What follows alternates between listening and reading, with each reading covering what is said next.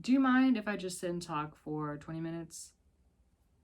That would be appreciated. Hello. It's been a long while since I have just sat down and talked and kind of did a regular kind of video instead of doing a reaction video or any other content I've made. I have to say the last time I made a video like this was probably the very first video I made, the summary video I made at the end of 2019.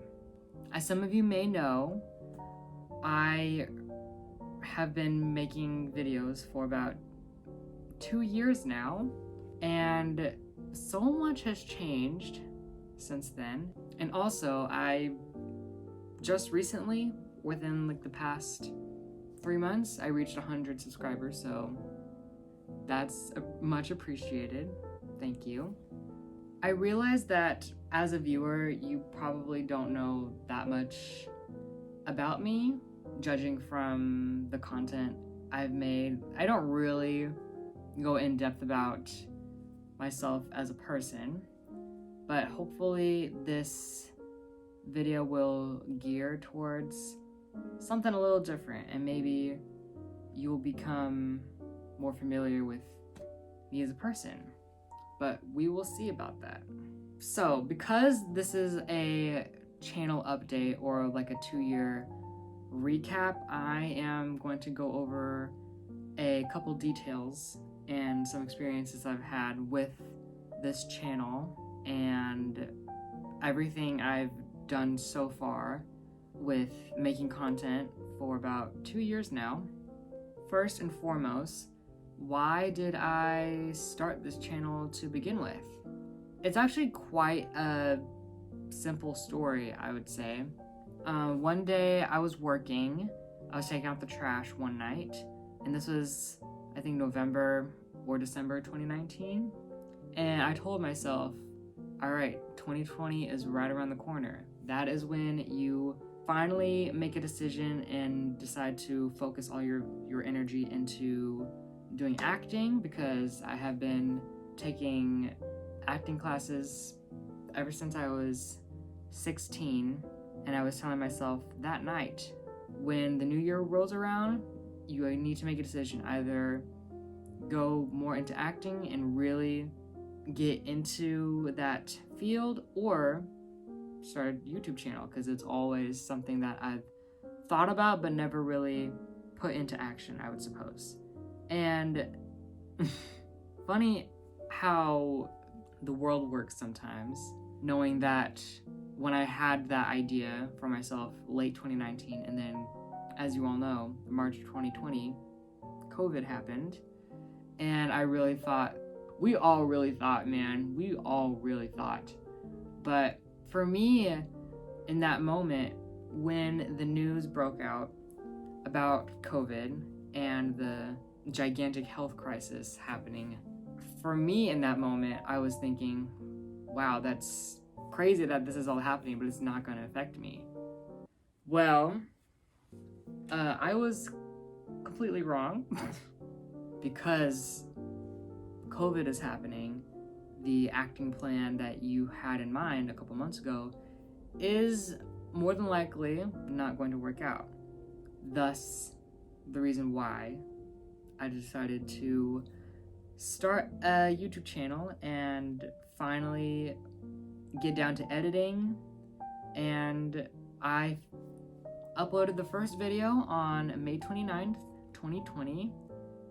But yeah, that's what happened. It also happened to be Chromatica Day as well, which leads me to the next video that I made. I'm not gonna go over every single video I made, but just like some major milestones with the career or journey I've had so far on this YouTube channel. I posted the summary video, and a couple weeks later, I posted the Chromatica reaction. I do remember at the time I had less than 10 subscribers, and then the Chromatica video did so well, like it blew up, and I was not expecting it to, well, blew up in a sense of like 500 to 600 views being how many views does it have now? Actually, let me double check. 600, that's right, 624. Especially with the release of the Chromatica video and with the summer of 2020 and the height of the Black Lives Matter movement, so many things were happening during this time. And I posted all of those links in the description. And I think that is what really started the advocacy, or just something that I can do, even though I don't have a large platform by any means. Like, this channel has taught me that, like, no matter how small or like how big your platform is, if you have some kind of power to give a voice or help other people in need, like, why wouldn't you want to do that? I honestly don't know if any of the people who have viewed the content I make have looked in the description and learned about world issues or people that are in need of assistance or need help with their case, sign of like a petition, anything like that. I really don't know if anyone has gone out of their way to do that, but I always try to make a point to include something of that sort with the YouTube videos I make, especially on the main channel. If you've been following this channel for a while, then you know that I will tend to experiment here and there with different types of videos. I made a cooking video for the first time last year, and I made some movie reviews. I made a Citizen Kane video back in February, and I did like a film studies video back in like October 2020. Let's see, what else have I made? I did a skincare review video at one point. Wow, it's been that long. Yeah, I made a skincare video. Isn't that crazy? I also made a collaborative. I've only made 2 collaborative videos so far. Hoping to do more, but we'll see what comes up. With that being said, the experience I've had with editing and creating content and writing and planning different forms of content on this channel has truly been something I needed to do. I guess I don't really need it to do it, but it just gives me another avenue or like another form of skill. What I have noticed so far, most notably the album video I posted in July or August. I think it was July 2020 that I did, which is an hour long. I don't know why I decided to make that video as long as it was. Looking back on that, it definitely did not need to be that long. Like, even including the timestamps, like, that is another thing that I have learned. Although what you have to say is good, but you just need to really pick and choose what you're going to say and is it relevant to the topic of the video. And I've also like really caught myself when I'm recording, I will go off on a tangent, like be thinking about something totally random and totally different that doesn't pertain anything to the original idea. And then I'm looking back at the editing and I'm thinking, what are you talking about? And I have to look through all of this of what you just said and just cut all of it out because it doesn't make any sense. So that is something I have been keeping in mind a lot about when editing and recording content. Another thing about that album video, I've also realized that if you try and upload so much content all at once, it is more than likely going to get deleted or something is not going to get saved. And it took me so long to put that whole video together. Given that all the footage together was an hour long, it did not fully export on the iPad, so I had to download Premiere Rush on an old computer that I don't use anymore. For that video to export, it probably took 3 to 4 hours, probably even more. And I don't know, man. It's just it's a learning process, for sure. I definitely will not be making an hour-long video anytime soon. Well, unless the Renaissance reaction takes more than an hour. Then if so, I'm going to take that chance and going to make it an hour long if it needs to be. But I'm not going to make you all sit through that long of a video. I'm not going to do that. Or at least, I don't know. Maybe there's another form, or maybe there's another kind of video that is more fitting for an hour long. I don't know. We'll see. Also, because I make a lot of reaction videos, screen recording a music video and putting it within your own video has to be one of the most meticulous things I have ever done. Lining up the audio from the music video to the audio with the video that you made, it can be incredibly frustrating, and especially when I've made videos in the past and I would say to myself, oh wait, I need to go back 10 seconds, or I need to go back like this amount of time. That disrupts the entire process, and me having to go back and match up the certain scene with the sound and like where it spikes up and where it kind of goes up and down. That is, I will try and avoid that at all costs. Like, even, I'm sure most of you have seen, like, even with like the past couple videos I've done, I think even with the Mitski video I did, I think I might have said, oh, I really want to go back, but I can't. Or there was like the K-pop girl groups video I made last year.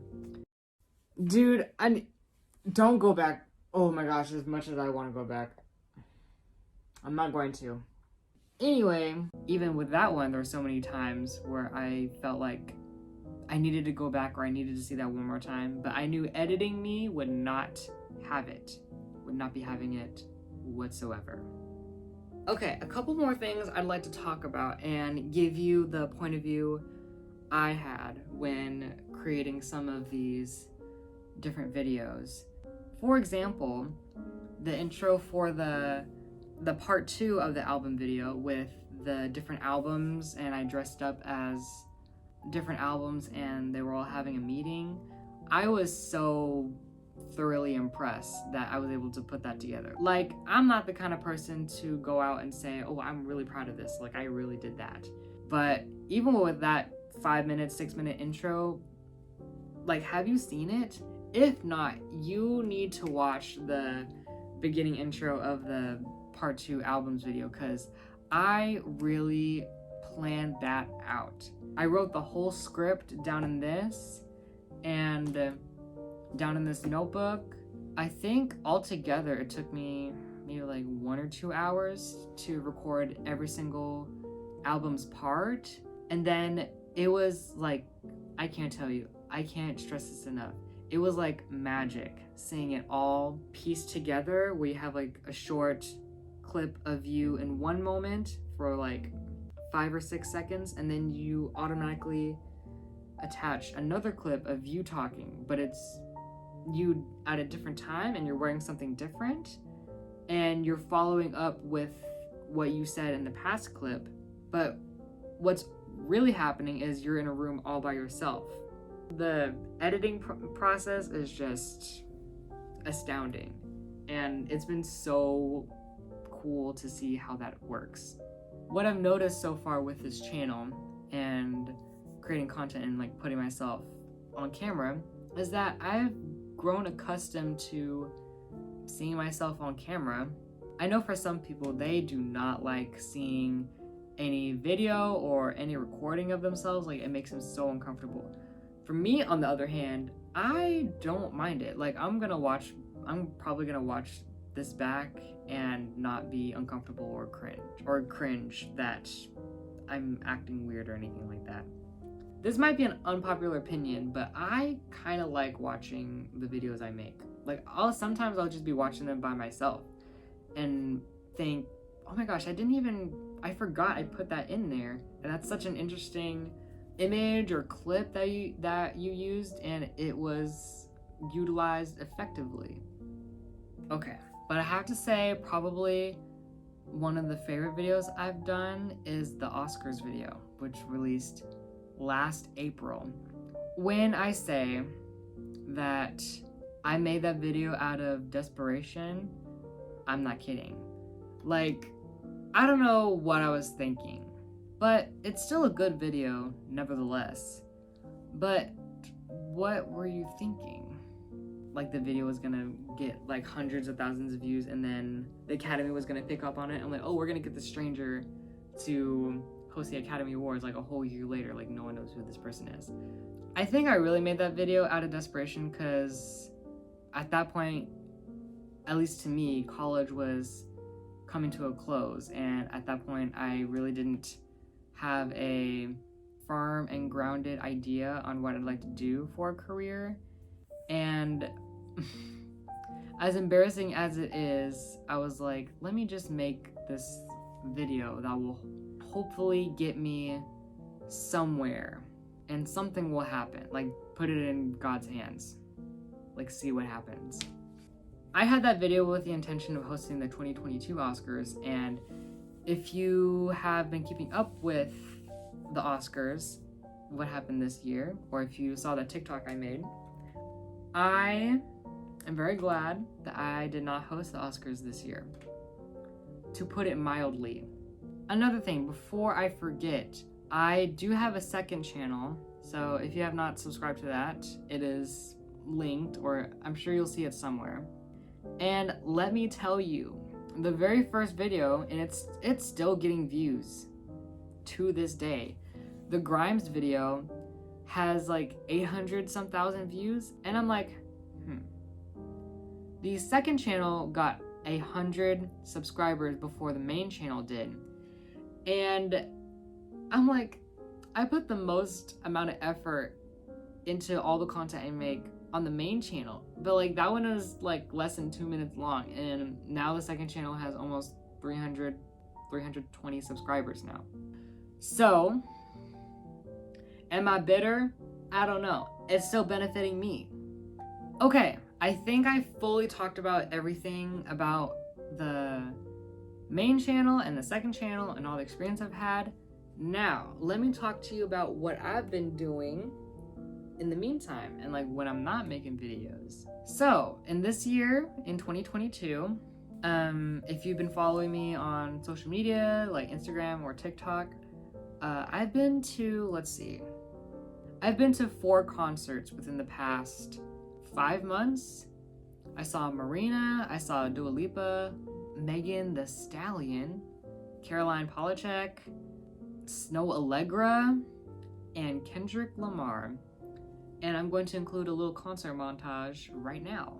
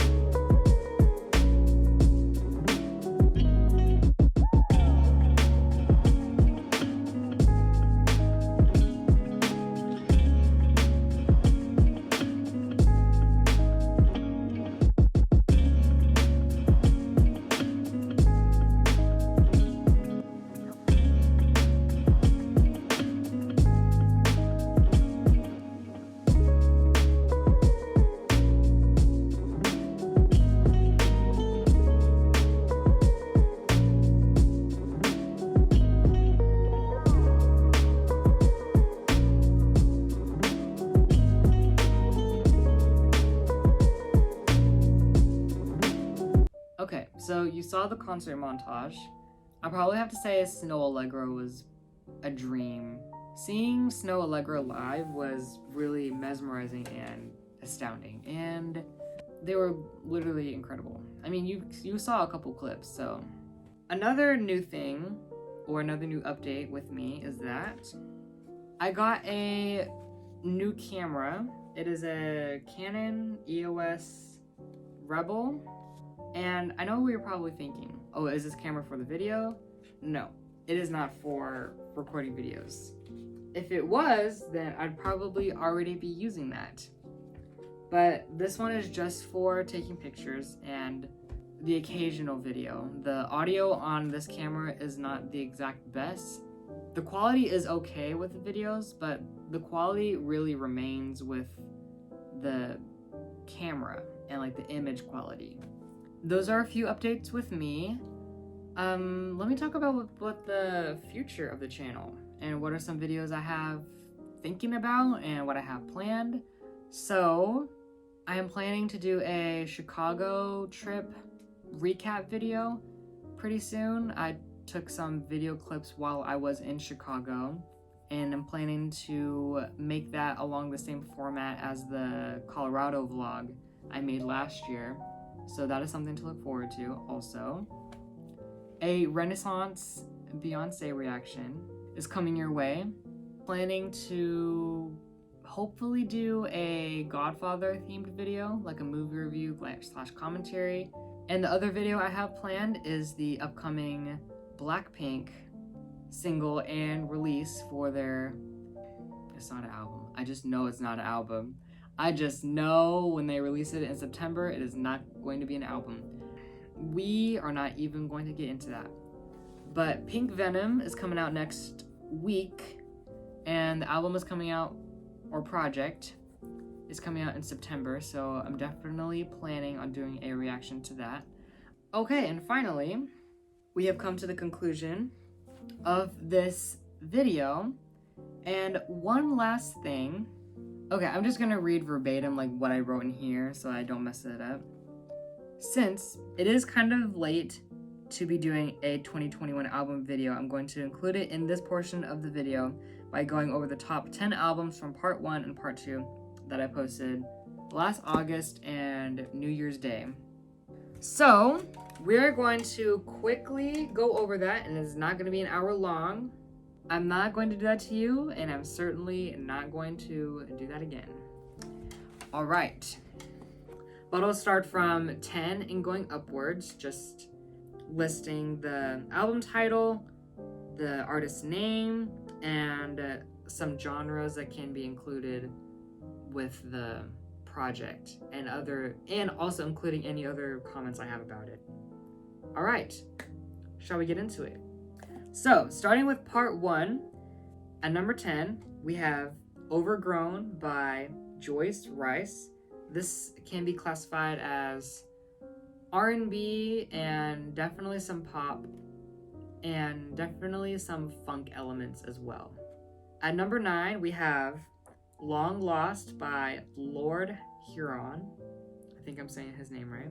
This album can be classified as alternative or rock. At number 8, we have Back of My Mind by Her.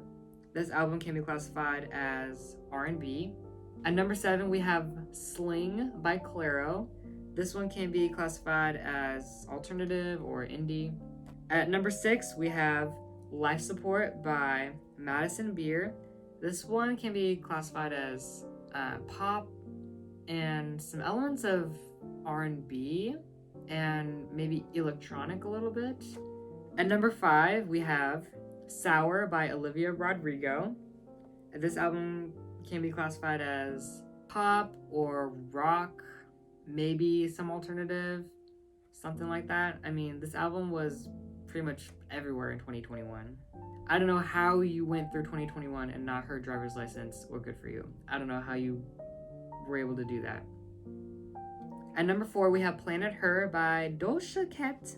And this one can be classified as hip-hop, rap, R&B, pop. Like, this one is so multi-inclusive. Like, there's so many different genres with this album. Like, it's really, truly expansive. Yes, Planet Her at number 4. And at number 3, we have Temporary Highs in the Violet Skies by Snow Allegra. This album can be classified as R&B, mainly. At number 2, we have Evermore by Taylor Swift, but this one can be classified as alternative, maybe some elements of pop or indie, possibly. And at number 1, on the part 1 album list, we have Dancing with the Devil, The Art of Starting Over by Demi Lovato. And this one was truly one of the most vulnerable and honest projects I had heard all in 2021. I really think there's a song on that album for anybody if you really are open to it. Like, you can be totally crying one moment to totally busting a move the next moment. That was a part 1 list. Now we're going to move on to the part 2 album list. Okay, so on part 2 of the best albums of 2021 list, we have at number 10, If I Can't Have Love, I Want Power by Halsey. This one can be classified as rock or alternative. At number 9, we have Solar Power by Lorde with an E. This one can be classified as alternative or pop.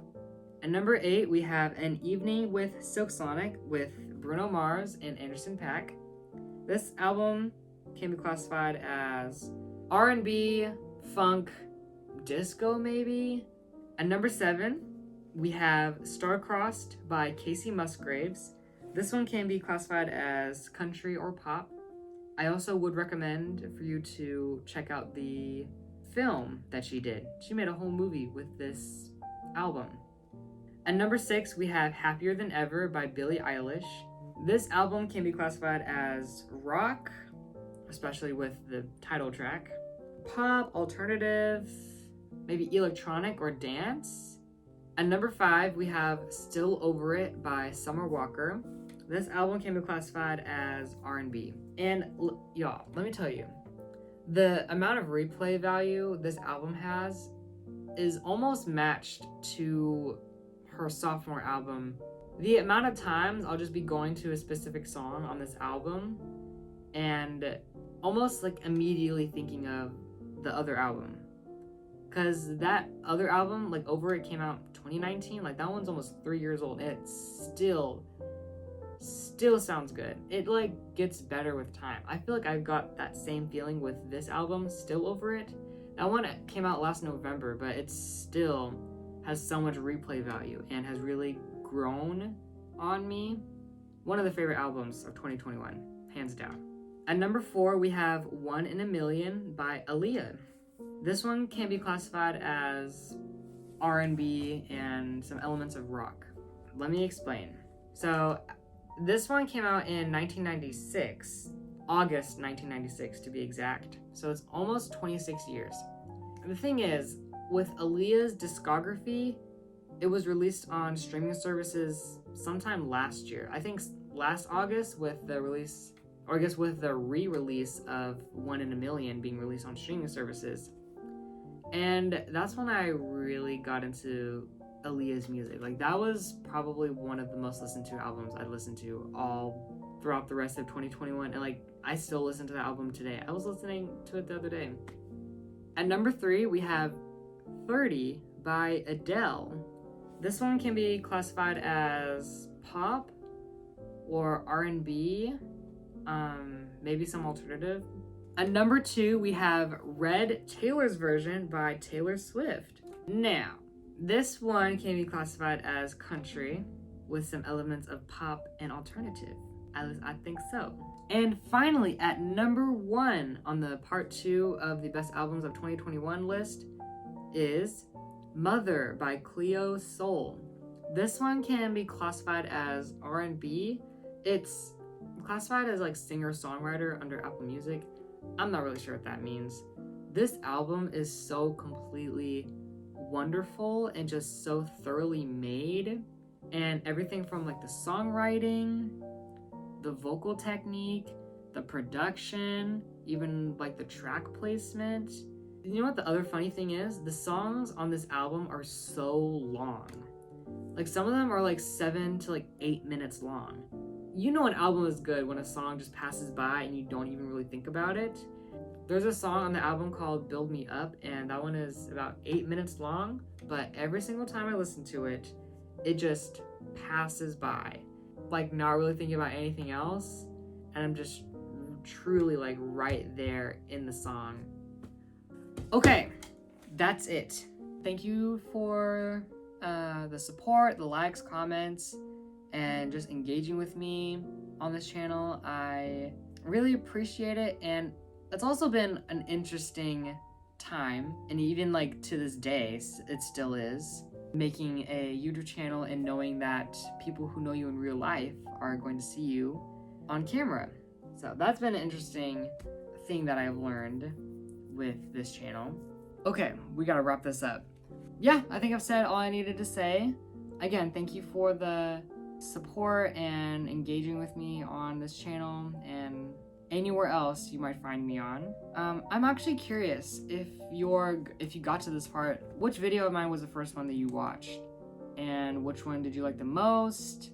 Please let me know. I'm curious to know what you think of the content I've made and like which one's your favorite or anything along those lines. If you have any recommendations, just some ideas, anything is appreciated. Yeah, social media is all in the description. You can find me on what I have in the description, and you can keep up with me when I'm not making YouTube content all the time. You can still like see what I'm doing. All right, I have exhausted your patience. I'm going to end the video here. Thank you again for watching, and I will see you in the next video. Bye.